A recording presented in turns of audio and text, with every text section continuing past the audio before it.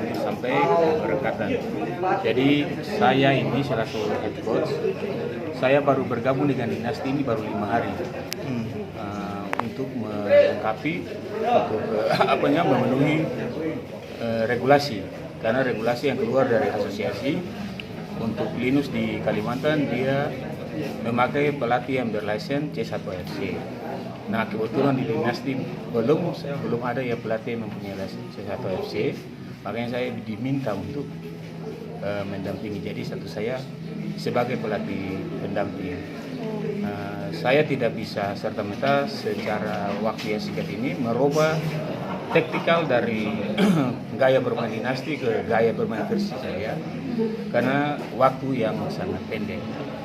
Jadi mungkin apa yang sudah ada dari coach sebelumnya, coach dinasti, itu yang mungkin kita pakai. Hanya saya mendampingi dan memberi masukan saja. Kira-kira menyangkut taktikal bermain yang akan dipasang ke depan di lapangan. Mungkin lawan-lawannya, tapi untuk 8 lawan yang namanya sudah lolos sampai di juara 32 besar kan semua punya peluang yang sama. Dia sudah diseleksi per provinsi, jadi mereka memang punya kekuatan yang cukup baik. Ya tinggal nanti di sana siapa yang disiap saja. Langsung saya mohon dukungan dari seluruh masyarakat Maluku, insan sepak bola, insan futsal Maluku untuk mendukung tim dinasti. Bukan dilihat dinastinya, tapi nama yang kita bawa Maluku. Coach? Nama saya Devan Simatau. Terima kasih sudah nonton.